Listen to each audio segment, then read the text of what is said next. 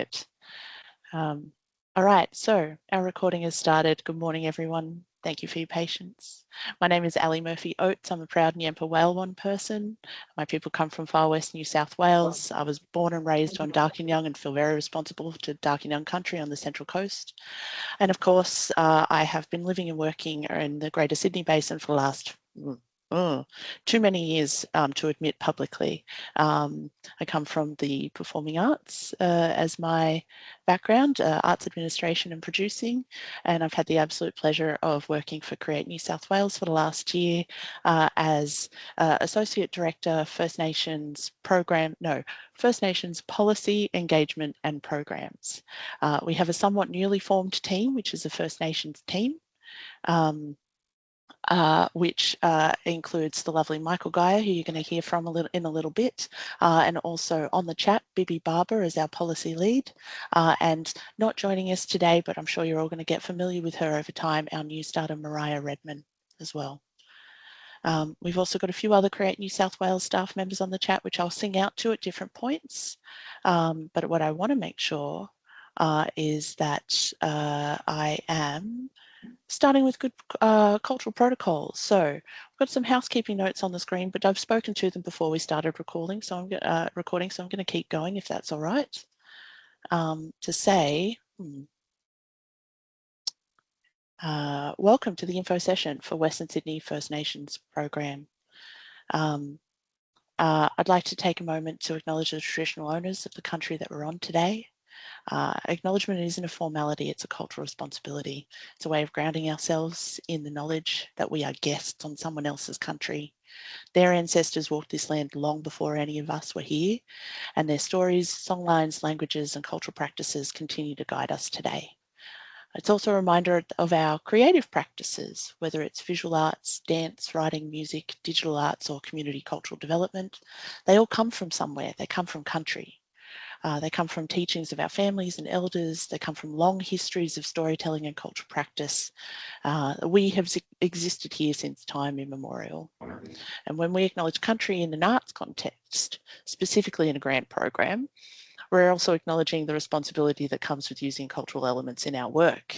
That includes seeking guidance when needed, getting the right permissions, respecting cultural boundaries, protecting cultural knowledge, and making sure that we don't reproduce harm through the creative process. For those of you coming from different nations and living in Western Sydney, it's a reminder that respecting local protocols matter.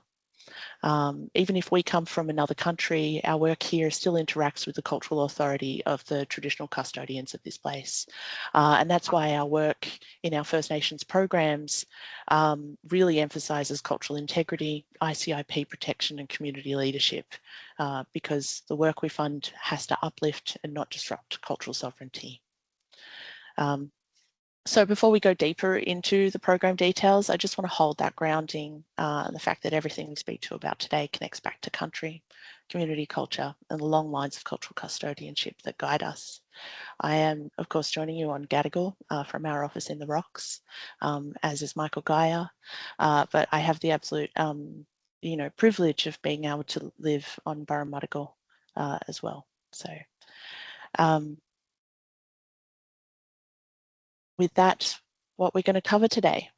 I'm going to stop yapping in a moment and hand over to Michael, but just as a setup, so you all know, we'll be talking through the overview of the program, your eligibility to apply for it. Michael will speak, of course, in detail about the criteria, the core parts of the funding application that get assessed. We'll speak briefly about supporting documentation, particularly what is optional, what is necessary when it comes to applying for this funding program. Speak a little bit about project evaluation and its importance. And then, of course, we'll end a little bit on the funnest part, which is when you get to hit submit. Some overall chat about the application process, and then of course Q&A. Before we started recording, I did say to everyone that we will have, a vocal Q&A at the end, but to please use the chat function throughout.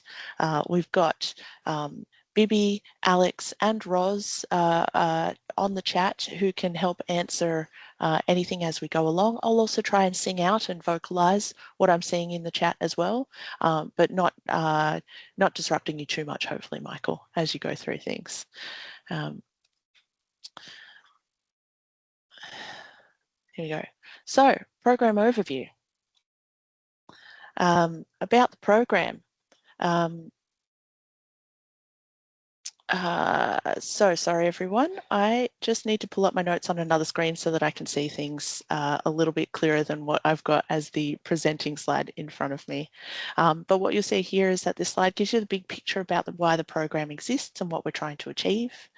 I really want to spend just a little bit of time here because understanding the purpose of this program or any program generated by Create New South Wales helps you write a stronger application that clearly connects to what Create New South Wales is trying to deliver for Western Sydney communities. This program, the Western Sydney First Nations program, exists because First Nations people in this region have been critically under-resourced for decades in the creative industries, arts and culture space. Western Sydney has one of the biggest and fastest growing Aboriginal and Torres Strait Islander populations in the country, as we know. But our arts and cultural organisations here haven't always had the access to funding pathways that genuinely centre our cultural values, our ways of working, and the responsibilities that we carry to community and country. This program is a step towards changing that. It's aiming to strengthen the creative, cultural and community-led work that's happening across Western Sydney, and it does that by supporting First Nations leadership at every stage: design, delivery, governance, evaluation. And when we talk about strengthening First Nations arts and culture, we're including a wide range of practices. This can look like developing new artwork or creative projects. It can look like holding workshops in community, reviving cultural practices like weaving, carving, language or song, building up First Nations-led organisations with strong governance and cultural safety, or activating cultural spaces where mob can come together and gather and create. Every one of these contributes to cultural well-being, identity, community connectedness, and those are the core outcomes that this program is aiming to support. I want to also just outline the funding ranges very clearly. So individuals or groups or collectives, individuals can apply for up to between 10,000 to 50,000. This range suits creative development, workshops, cultural projects, or small scale organisational gathering. And then First Nations-led organisations or partnerships can apply for 20,000 to 100,000, and that supports bigger projects or seasonal programs, year-long activities or deeper organisational development and growth. Your funding request does have to sit within the correct range. The form won't let you enter outside of those limits. So that's to make sure that funding is evenly spread across the different scales of applicants and projects that we're hoping to support out of this. And it's important to remember that this program is not just about producing art. It can also be about strengthening cultural leadership, well-being, cultural authority, and pathways for Blackfella creatives to thrive in Western Sydney. It's recognising that our work is not just creative, it's community work and cultural work and social and emotional well-being work. So as you think about your project or your application, we want you to ask, how does this benefit my community? How does this build cultural strength? How does this encourage long-term growth? And how does this uplift First Nations people living in Western Sydney? If you can clearly answer those questions, you're already shaping a strong application. Now, importantly, the dates that this funding covers is for projects between the 1st of July 2026 to the 31st of June 2027. This fund opened on the 20th of February and closes at the end of March. There's plenty of opportunities for you to check in with us, not just in this info session, but afterwards as well. We'll make sure that you've got our contact details, our First Nations inbox, as well as the booking links to be able to have a chat. But I'm going to shut up now. And I'm going to hand over to my wonderful colleague, Michael Geyer, who's going to take you through the details, the deep details of going through the funding application and the form. I'm going to take my face off, and then I'm going to be another friendly person in the chat that can help you answer questions. I will interrupt Michael and ask some questions out loud. I already am seeing a question in the chat that I'm going to throw to before I throw to you, Michael. Do First Nations-led organisations already have to be incorporated to be eligible for the 20 to 100K pathway? I'm going to put that to Alex to give you a written answer in the chat, Paul, because she knows the details of eligibility and funding guidelines. Okay, that's it. Michael Geyer, over to you to talk to us about eligibility. Yeah, thanks, Ali. That was amazing. Thank you, everybody. Some of you I know already through some of the other funding programs or outside as well. For those of you who don't, my name is Michael Geyer. I'm the First Nations Senior Program Lead here at Create New South Wales. And Ali's done a fantastic introduction, and it's great to see that everybody's here. What we'll talk about, we'll go through what I want to set up today for is to have a look at the application form. It's basically what we're presenting today is what you'll see as you go through the application form when you apply. So we'll just move on to the next slide if we can. And first off, when you do log into Smarty Grants, the first section that you'll come to in the application form, this is what it looks like online. The first thing that you'll see is on the left-hand side, there's a navigation pane, and it's got all the sections within the application form. The first one we've got is eligibility, and this eligibility section is basically its non-negotiable requirements. So if you don't meet these, the system won't let you continue. So it's important to understand each one clearly. For the first program, can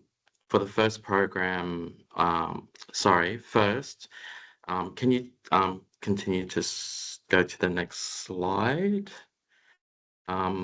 So first, the program is for First Nations individuals, groups, collectives, or organisations only. This includes artistic creative elders, or creatives or elders, knowledge holders, cultural practitioners, youth workers, community organisations. If you're non-Indigenous or work in a non-Indigenous led organisation, this isn't the right program for you. We've got some arts and cultural funding programs that are coming up shortly in the next month.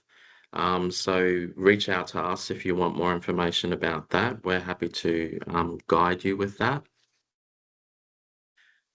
Second, of course, is eligibility. So everyone must be over 18 years old. This is basically to make sure applicants can legally enter into a funding agreement and basically manage their own finances. Third, you must have been living or operating in New South Wales for at least 12 months. That's because the program is specifically designed to support people who are part of New South Wales communities, especially in Western Sydney. If you're newer to New South Wales, or if you've been in another state recently, you may need to look at different funding programs, and you can reach out to us at the First Nations team, and we can guide you on some of those other programs that you may be eligible for. And of course, having an Australian bank account. I know it sounds simple, but we know from community that sometimes artists only have personal accounts or are still setting up proper organizational banking. So having the right account is important because that's where the funds will be paid. If you're unsure, you can always consider an auspice or an auspice arrangement. But we'll always encourage First Nations creatives to build their own capacity where possible.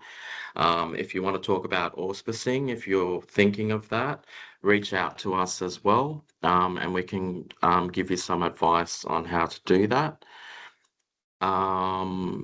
And again, in this section here, it asks if your project must not be for film or screen focused.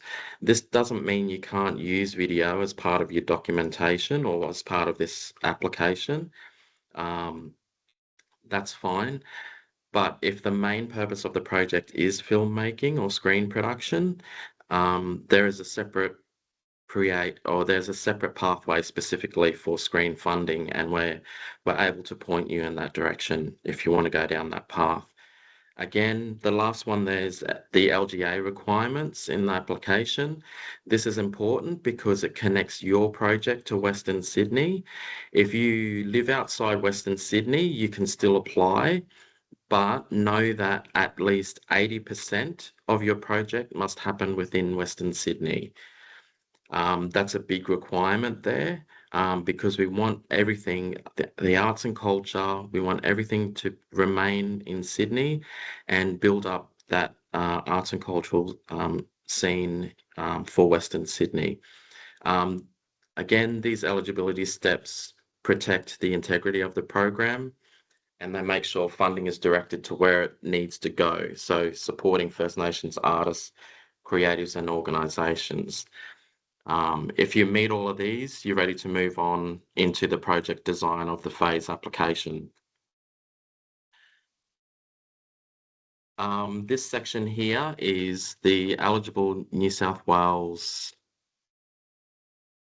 the locations, which are Blacktown, Blue Mountains, Camden, Campbelltown, Canterbury Bankstown, City of Parramatta, Cumberland, Fairfield, Hawkesbury, Liverpool, Penrith, the Hills Shire, Wollondilly. Of course, these LGAs cover a huge culturally rich region that many First Nations families call home, including those whose ancestral country is here, and those who have come from other states or regions, but have also built strong roots within Western Sydney. Now, your project doesn't have to happen only in your own LGA. It just needs to be connected to Western Sydney in a meaningful way. So, for example, if you're a Darug artist living in Campbelltown, but you want to run a weaving program in Blacktown, that's fine. If you're like me, like Aboriginal diaspora from Queensland originally, but I've lived in Parramatta for years, and my project supports community in Liverpool, that's also fine as well, that fits.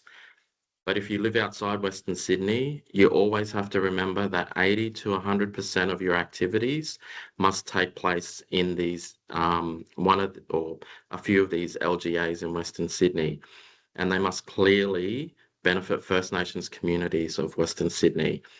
Again, we want to ensure that the funding addresses the historical underinvestment that Western Sydney has experienced by all the communities that live here. The next slide will talk about the project information.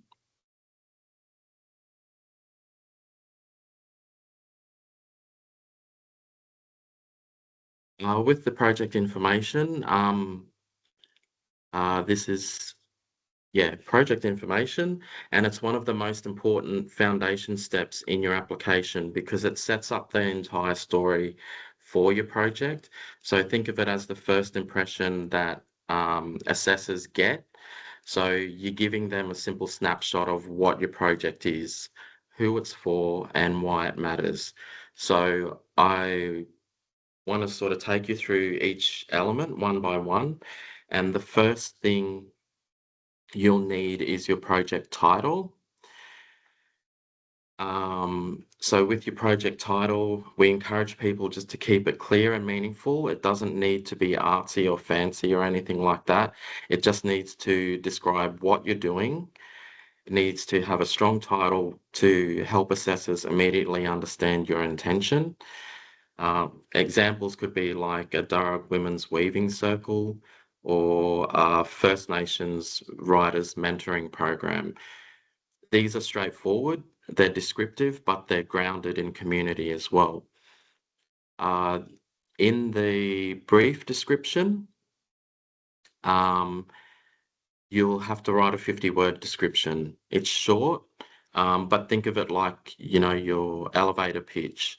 It's gonna have to answer things like, what are you doing? Who is involved? What is the benefit for First Nations people in Western Sydney? Remember, you only have 50 words here, so you have to be direct and try and avoid any unnecessary detail. This is a really quick snapshot for assessors to have a look at, and you want to draw them into your application just by these 50 words.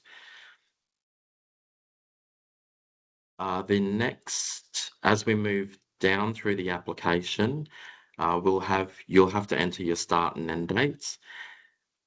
Please make these realistic. Try not to rush them. Try not to be overly long. And the project must happen between the 1st of July 2026 and the 30th of June 2027. So that's a good year there, 12 months. So make sure your timeline fits that window. If you need time for planning or consultation, booking your venues or getting permissions, build that into that planning as well. With the primary location, this should be where most of your work happens. If your project moves between LGAs, for example, workshops in Fairfield and performances in Parramatta, choose the main area and basically explain the broader footprint later as you go through the form, where you'll have an opportunity to do that. Then you'll select your strategic priority areas as we move further down the form, and these help the assessors understand how your project aligns to government and cultural goals. Some of these priority areas are or might include building community well-being, strengthening youth leadership, supporting cultural survival and continuity, or even just increasing access to cultural spaces. So think about which priorities match your project's intentions. Next, down the form, you'll come to connection to country. Oh, no, sorry. The next one is primary art form there. So even if your project is multidisciplinary, choose the art form that best represents the core activity of your project. This might be dance or visual arts, literature, music, theatre, etc. There's a drop down there, so you can choose which ones it is. Lastly, on this section is connection to country, and this section is really important, and it's something that we're proud of at Create here, to include these types of things within our application forms. This section is really important and often misunderstood, and it doesn't mean you must be from the nation whose land the project takes place on, though if you are, definitely speak to that. This section asks, why are you doing this project in this place? So just think about those things. What community or cultural relationships guide your work, and how does the project respect local cultural protocols as well? That's that section for project information.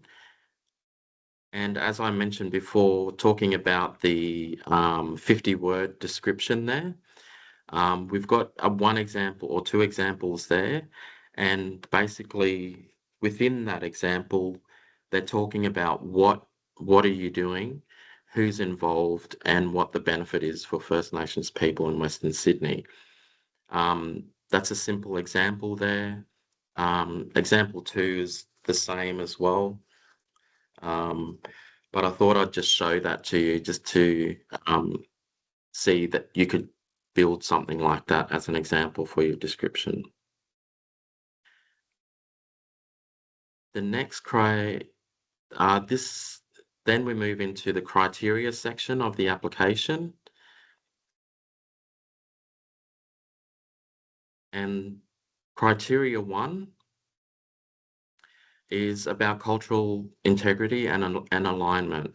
So first off the rank, this is one of the most important parts of your entire application.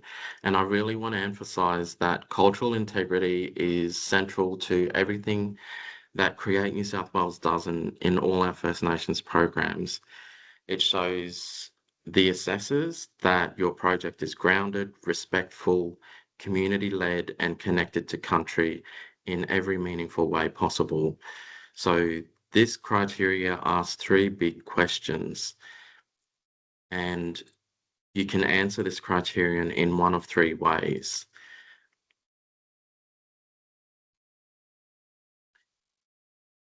So choosing how you respond, you can either choose to do a text response, you can upload a short video, or you can share a URL to a short video.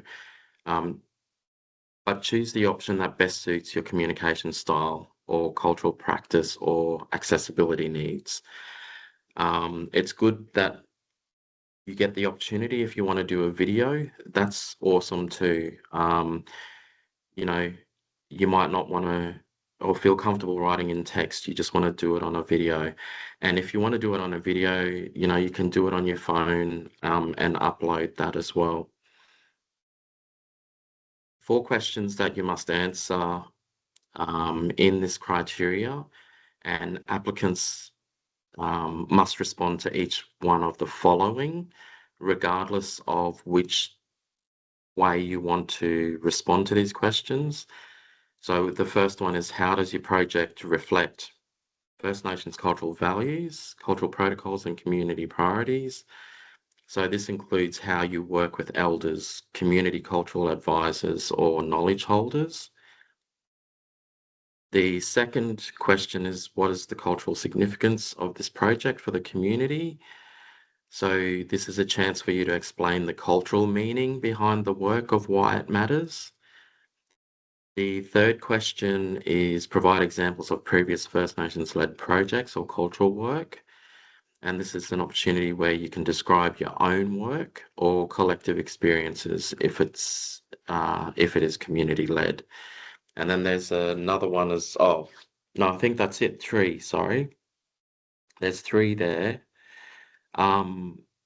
If people are struggling to answer those in a way, we encourage people to either use a STAR method as well. And if you're familiar with that, it's just how to structure your answers to talk about the situation, the task, the action, and the result.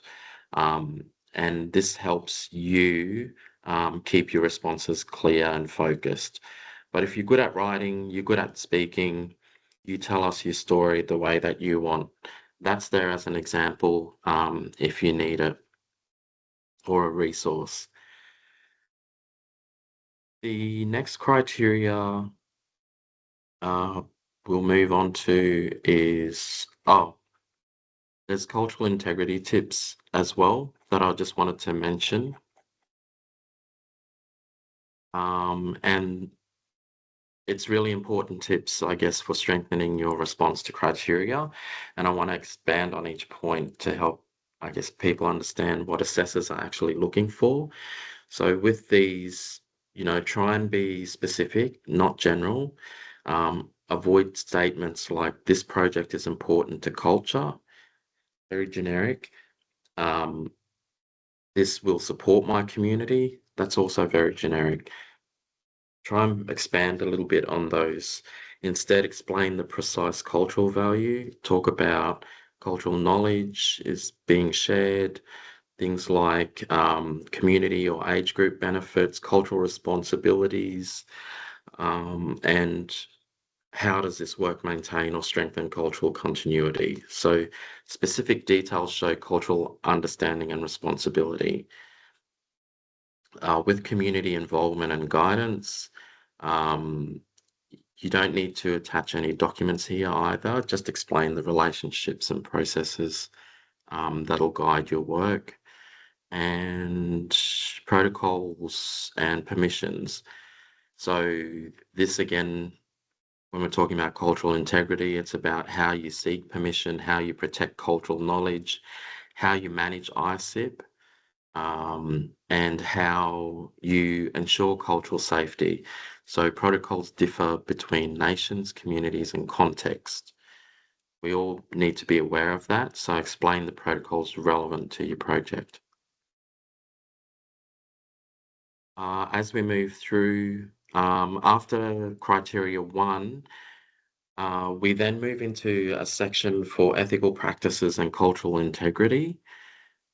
This is really important, for this program as well, because it goes deeper into ethical responsibilities. We want to know that people are doing the right thing as an applicant and for the community as well. So we talk about ethical responsibilities and how it's involved in delivering a culturally safe First Nations project.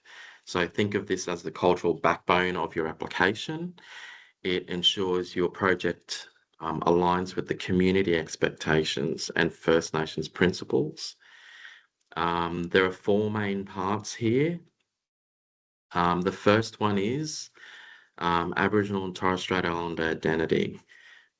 This is the 3-part criteria, as we all know. This includes your descent, your self-identification, and your community acceptance.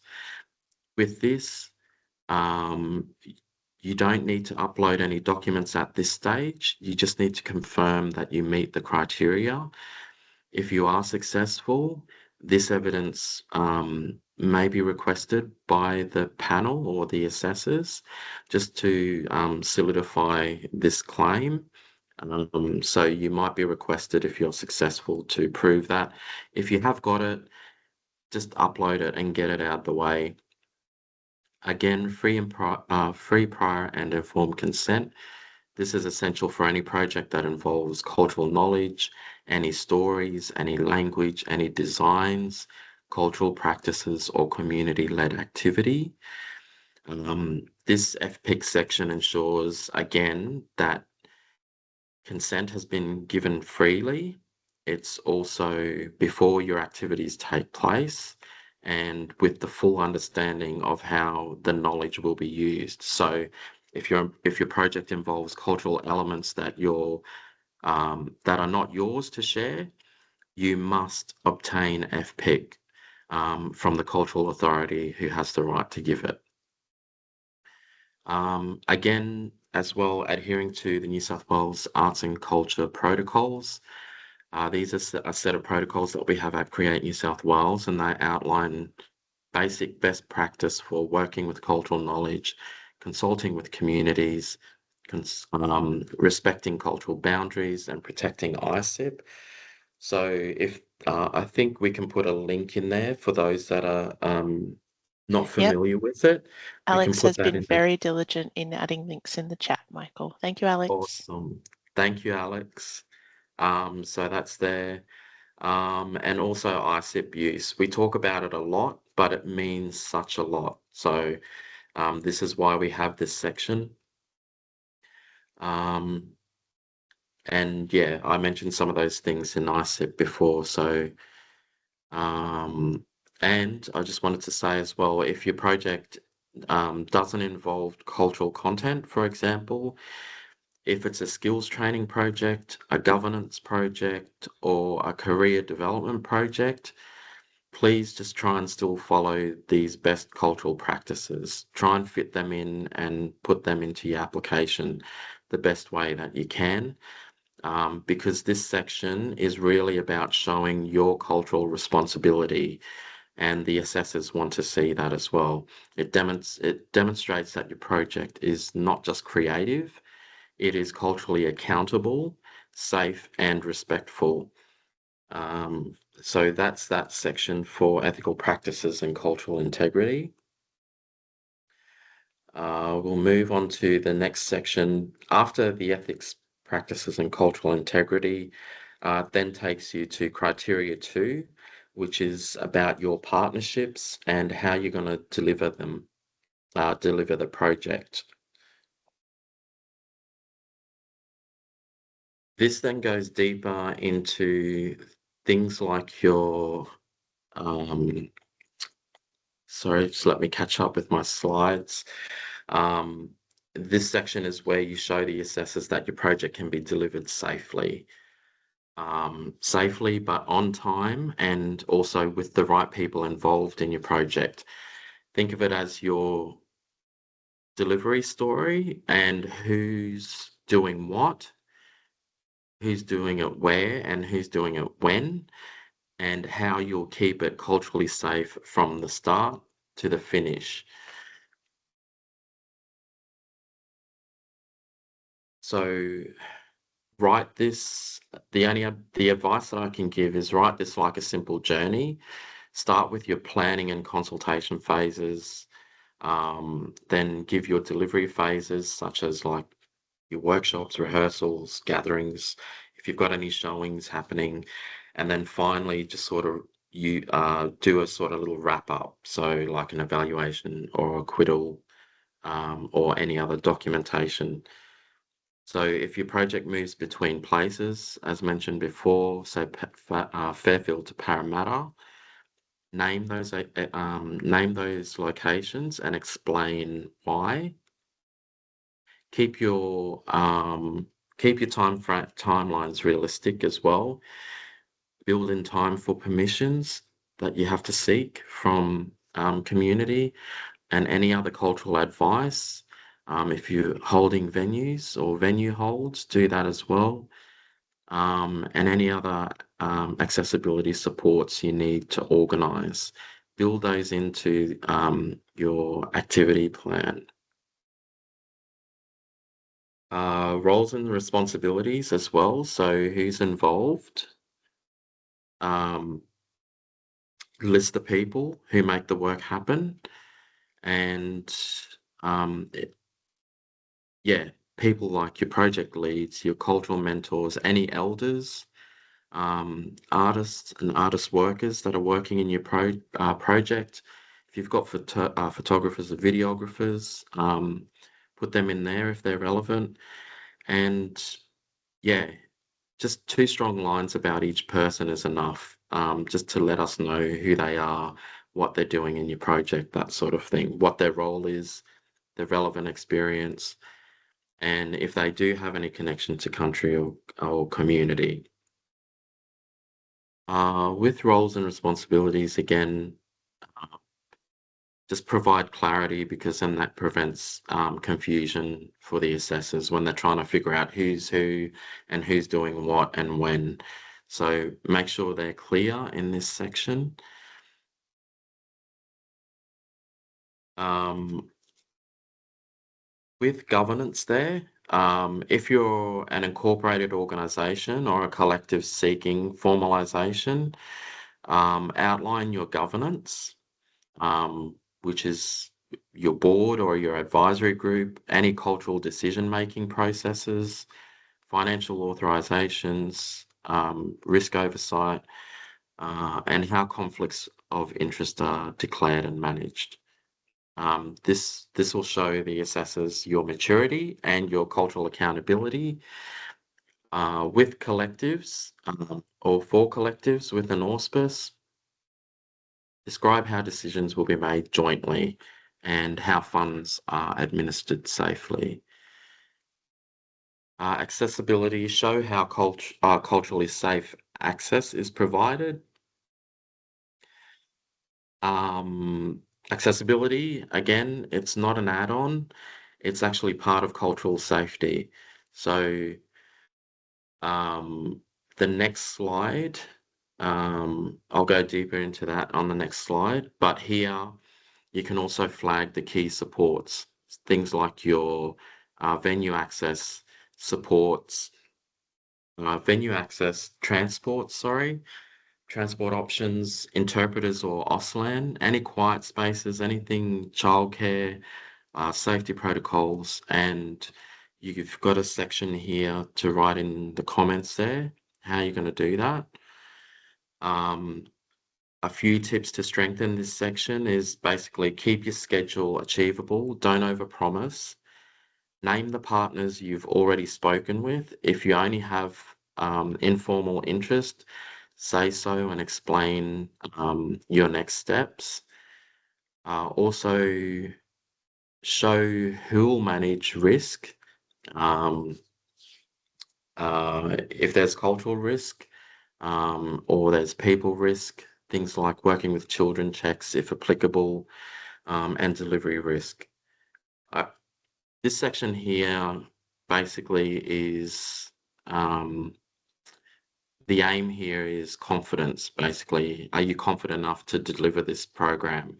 So by the end of this section, when assessors are reading this, they should feel that you know what you're doing, you've planned it well, and you'll deliver this project safely with community at the centre and at the forefront. This is a section for that. So be confident in this section. Michael, With I'm just going to pop in here on 2 points there. One of the things that I often see and want to point out is that childcare is an accessibility need. And it's really lovely to see that highlighted in your information here today. I also just want to quickly say we've only got about 10 minutes left of our scheduled time today, and we've got 2 more criteria to talk through with everyone. I do want to make the time to and properly talk through everyone, but if you cannot stay beyond 11 p.m, please know this is being recorded and we'll be able to share it out to you as well. And we also can do a proper one-on-one Microsoft booking to answer any questions that you have at another time too. So sorry for the interruption, and I'm going to let you move on to accessibility expectations. Thanks, Ali. And just following on from the last slide in terms of delivery and just talking about some of those accessibility and cultural safety things. So yeah, culturally safe spaces. Have a look at venues that feel welcoming and also respectful to community. Things to consider in the space or about spaces is the space known and trusted by mob? Do they feel safe there? Are these cultural flags? Are there cultural flags or signage in the places that you choose? Are there quiet places for elders to rest? All those sorts of things to try and make that a culturally safe space for mob and people who are coming to see your activity. Um, things like that. Also, with transport, think about how people will get there. Is there parking for elders if they're going to be driving, or is there a bus, a public bus, or community bus for elders and community? Can you provide travel stipends or arrange a minibus for youth or families? And also, one thing with projects and stuff like that, sometimes they run at night and events at night. So if sessions finish late, consider having those sessions during daylight saving times or something like that when the sun is still shining. And I know that we're only going through where daylight savings is going to be finishing soon, but consider things like that, in the future or things like that. It just gives people safe travel options during daylight hours and timings, especially for elders. Um, if language and support, Auslan, all those sorts of things as well. And Ali brought up child care as well as something we just talked about. And yes, it's a game changer for participation as well, for families, um, especially for parents and carers as well. Disability access as well, check entrances, lifts, accessible toilets and seating, um, potentially ask participants ahead of time if they have access needs, um, things like that. There's a lot to think about in that area, and we're happy to talk to you more about those sorts of things for accessibility. With criteria 3, this asks you about community benefits, outcomes, knowledge transfer, and how you measure success. So, who benefits, how do they benefit, and how will you know? So, you don't need big statistics, you need outcomes that matter to the community and that are realistic for your scale. So, um, start with the benefits for First Nations people. Be clear about who you're prioritizing and why, whether they're elders, young people, carers, artists, or artists building their careers, specific language groups. Basically, explain how your project supports identity, pride, connection to country, healing, or cultural leadership.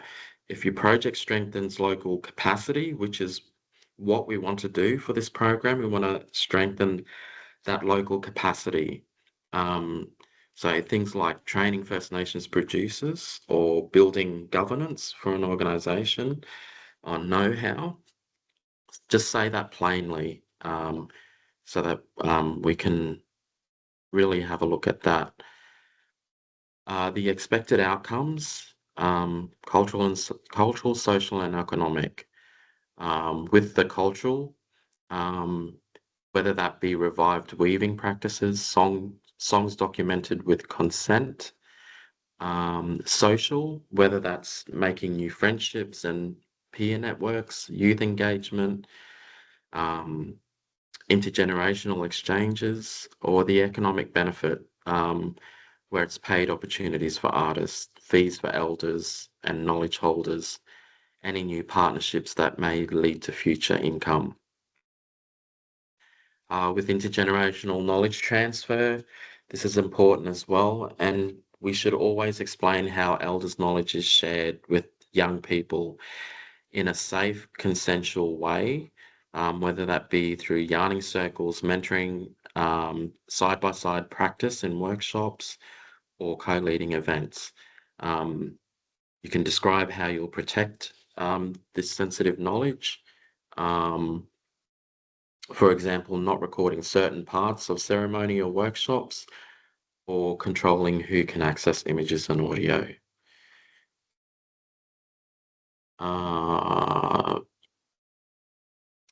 and I guess that last column there, you can sort of talk about how your success will be measured. It's simple and meaningful.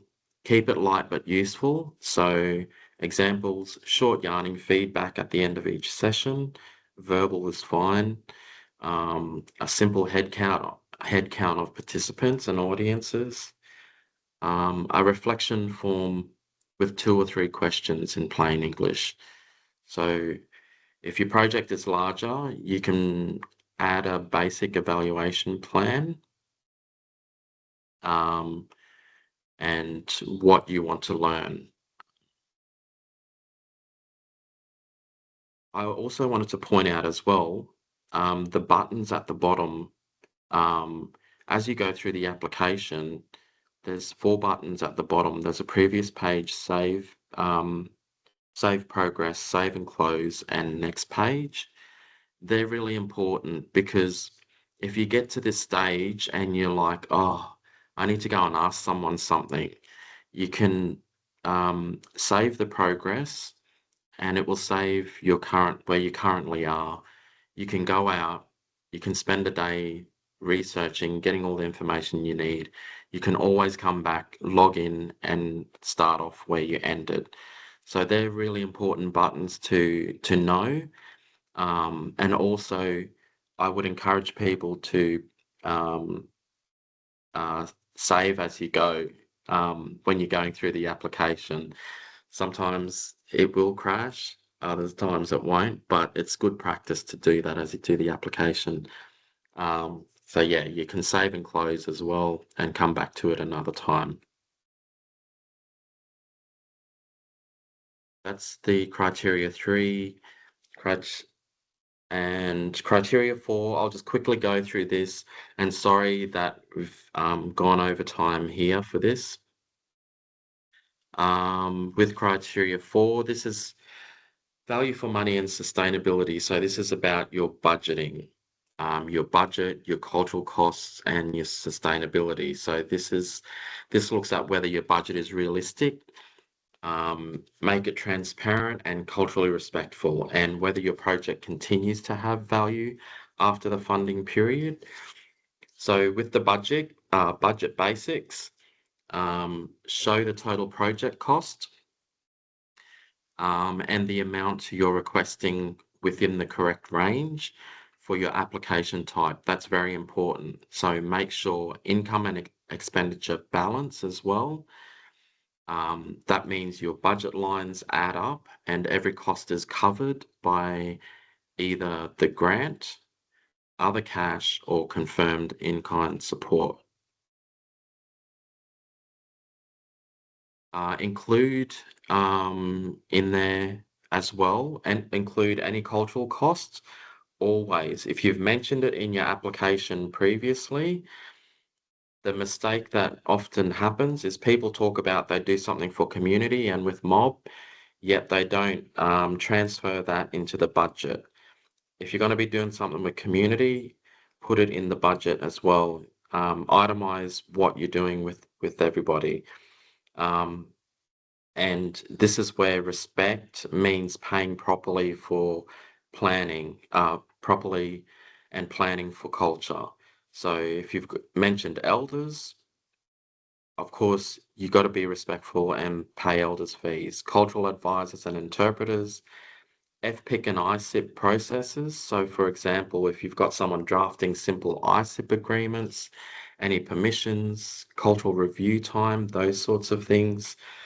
Accessibility supports, again, Auslan, carers, transport, childcare, participant care. If you're going to be, providing any food, water, or safe travel, things like that. And it's important, please do not underestimate or undercost culture. If the proper way requires time and resources, put that in your budget and explain it. It's very important, and the assessors want to see that as well. We don't want to undercost or not pay our mob the right thing. What does value for money look like? So it's not cheap, it's not the cheapest possible. Basically, it's the right resources for the right outcomes. So, for example, a small, high quality, cultural safe project that pays people correctly is better value than a bigger, under-resourced project that risks harm to our community. So just think about those things as well. What have we got there? Sustainability, and that's basically after funding. So explain how the benefits continue. So things like skills or governance knowledge that stays with your team or project, new partnerships that will support future activity, resources you'll leave with the community. For example, if you've done toolkits, training notes, any contacts, things like that, mention those.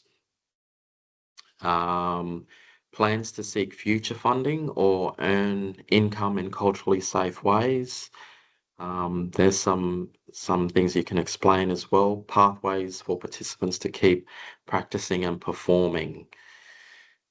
So by the end of this section, criteria 4, assessors should be able to see a budget that respects cultural work, that respects community, and it supports safe delivery of your project, and that you clearly show that the investments in the outcomes are clear and that last beyond the project.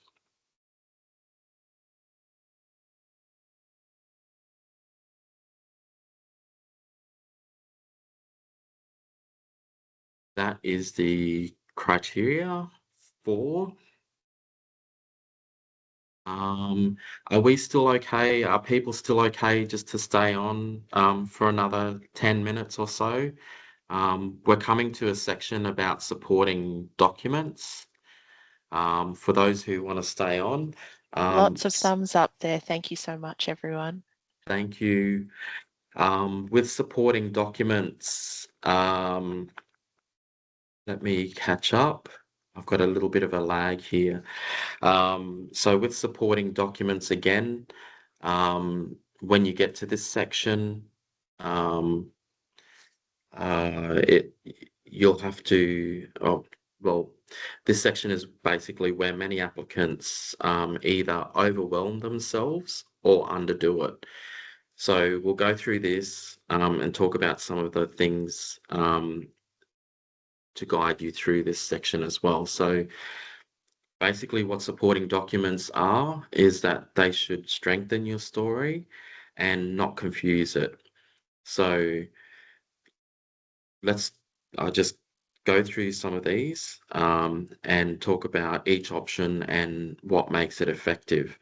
So the first point there, the guideline on the slide says strongest examples. Now, that word strongest is very important. You don't need a big stack of files. You just need evidence that confirms the cultural, creative, or community claims you've already made in your application.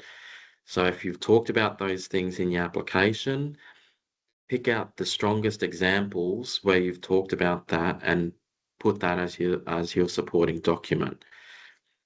So if you've got work examples where you talk about that in your application, these work examples give the assessors a sense of your style, your practice, your voice.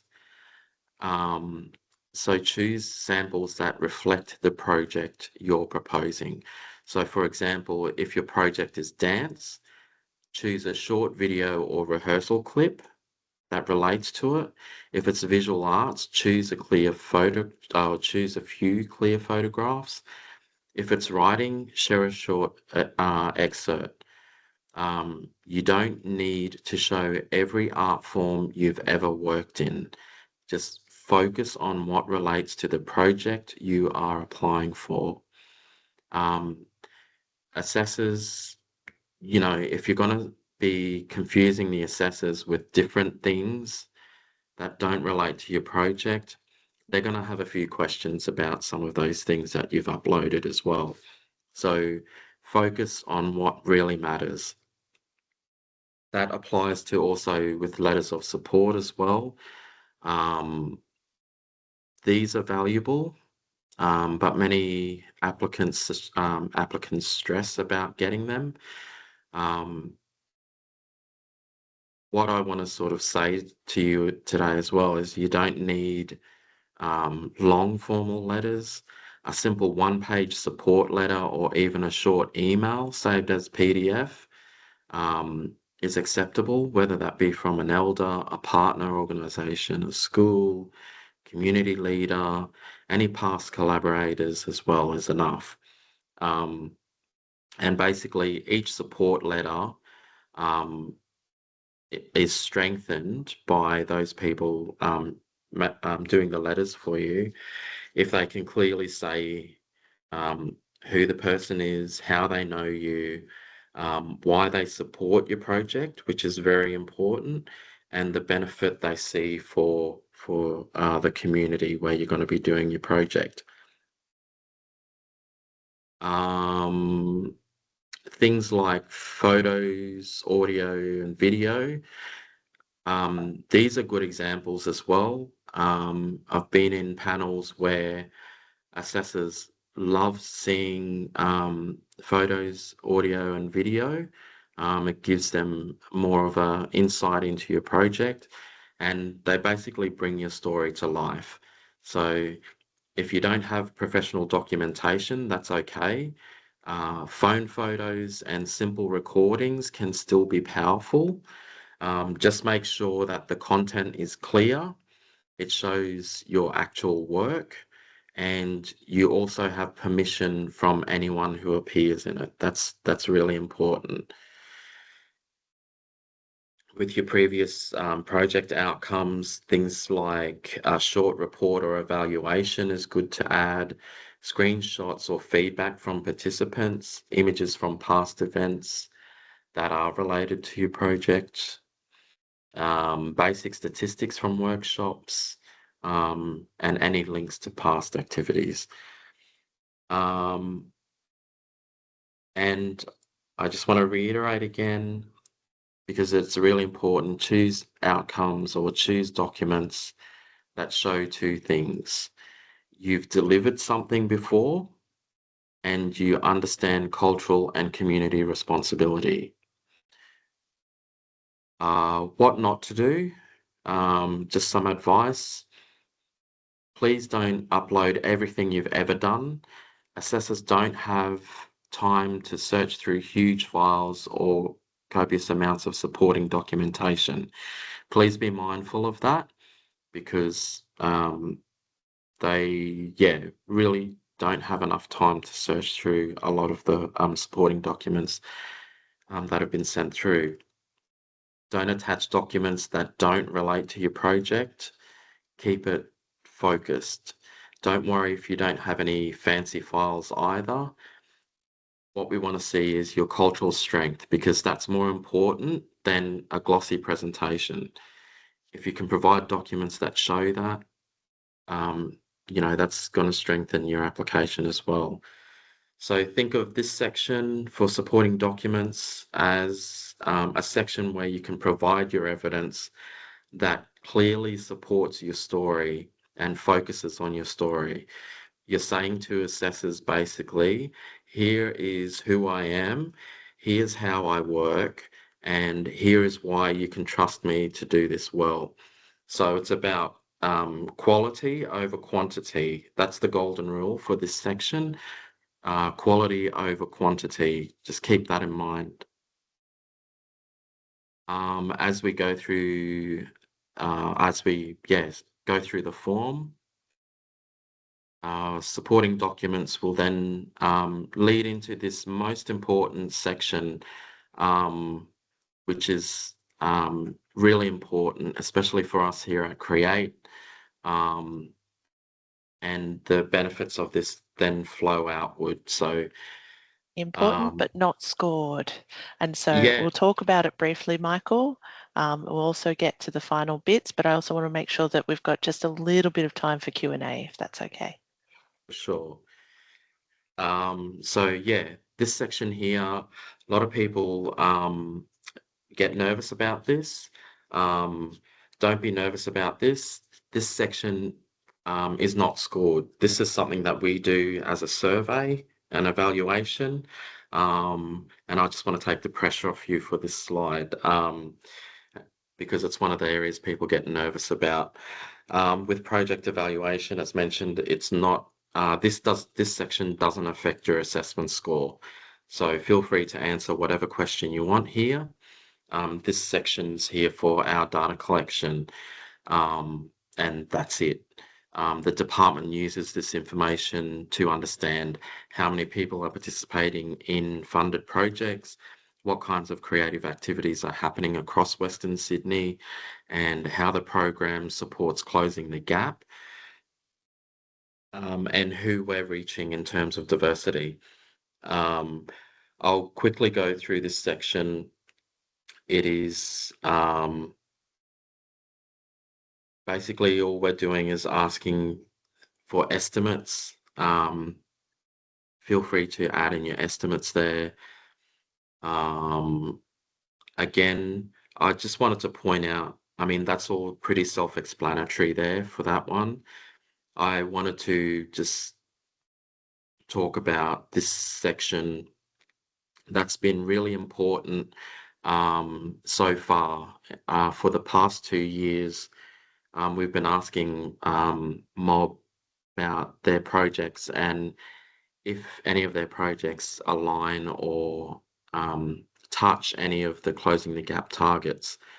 This is optional as well. If you feel that any of your project does, it's really good for us to know because it also helps us see where gaps are in these targets where we could possibly develop programs to address those gaps in the future. It's totally up to you whether you want to answer that. But for me personally, as the program lead on this, it's really important for me to build some new programs. And again, diversity data. So please don't feel scared about this project evaluation section. That's for us and it helps us and it will help the community in the future to help us build better programs. And this is self-explanatory as well. We all know about the declaration and authorization. You're coming to the end of the form now. Oh my God. So this declaration, basically it's about you confirming that all the information is correct and that you are going to authorize all the information, and then you're going to have a final review. So it'll bring up another screen that'll show you your complete form. You can scroll through it, make sure that things are correct. And if you need to change anything, you can always save, go back to the previous page. If you've missed anything, which I forgot to mention, if you miss anything and you get to this stage, it will show up with the little red box because you would have either entered incorrect information or there's no information that you've written there. It'll show up with the little red box and it'll say go to page. You just simply click on it and it'll take you back to the page where you've missed the information or where there's incorrect information. I should have put a little image of that there, but you'll know when you get to that stage.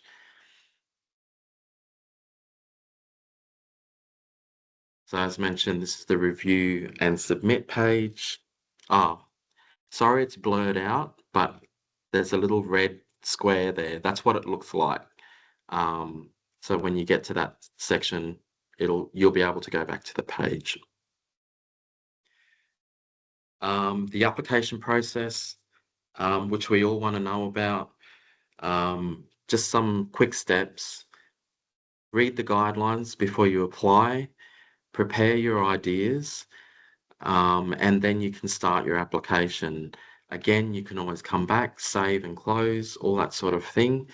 So don't feel you have to do it all in the one go. Then start your application, complete each section that we went through today, upload your documents, be specific, make sure it relates to your project. Then you get a chance to review it before you submit it. So make sure you review, make sure everything's fine. Then you can submit your application.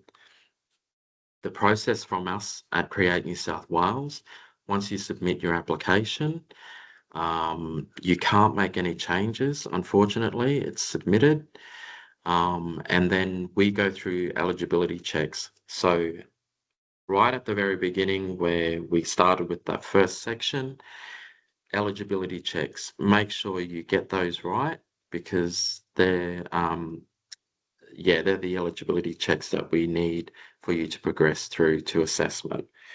So from that stage, we then go into assessment panel. They'll assess your application and then it's a decision from the panel on who's successful, who's unsuccessful, and the outcome then will then be decided by I'm not too sure, and I'll get confirmation whether it's in a departmental outcome or whether it's a ministerial outcome. we'll get that information. We are open to provide feedback as well. And I'm happy to have an MS meeting with you if you want to book in some time to talk about an application as well as pre-application support too. Please feel free to reach out to us before you submit your application as well. If you've got any questions about anything we've talked about today, reach out to us.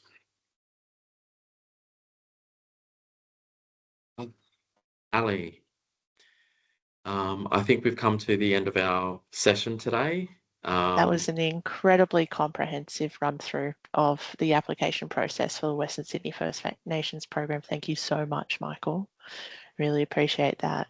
I also appreciate everybody staying on beyond our scheduled time. I'm happy for us to stay on and answer questions for another 10 minutes or so.